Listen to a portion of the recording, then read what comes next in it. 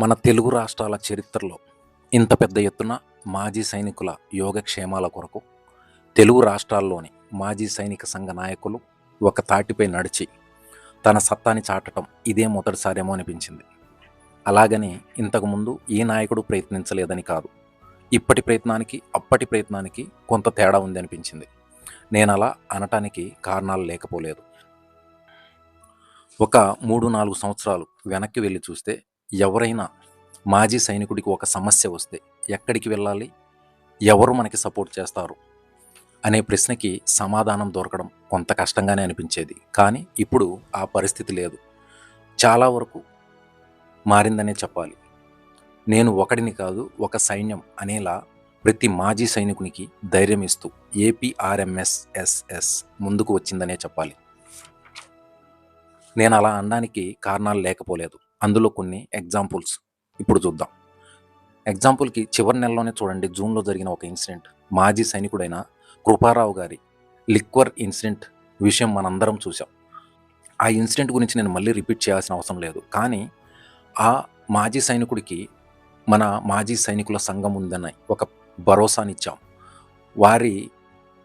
వారికి ఆ సైనికుడికి పూర్తి న్యాయం జరిగేంత వరకు కూడా మన మాజీ సైనిక సంఘం ఆ కృపారావు గారి వెంట ఉండి ధైర్యాన్ని ఇచ్చింది. ఇది చాలు ఒక మాజీ సైనికుడికి మన సైన్యం తన వెంటే ఉందనే భరోసానివ్వటానికి.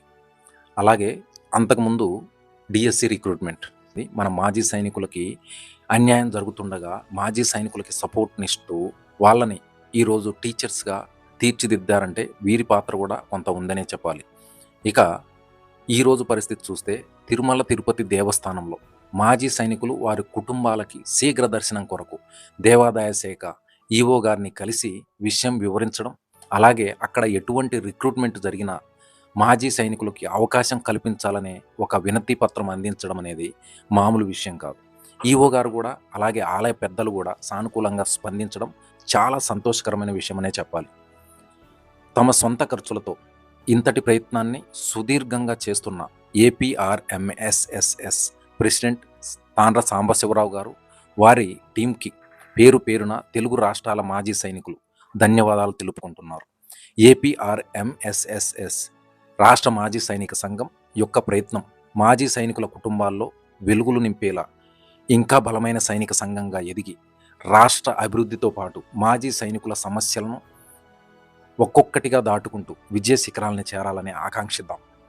సైనికుల త్యాగాలను గుర్తించి వారి సమస్యలను, వారి సంక్షేమాన్ని దృష్టిలో పెట్టుకొని వారి క్షేమాన్ని కోరుకుంటున్న మన రాష్ట్రంలోని ప్రతి నాయకుడికి సలాం చేస్తుంది ఈ సలాం సైనిక ఛానల్.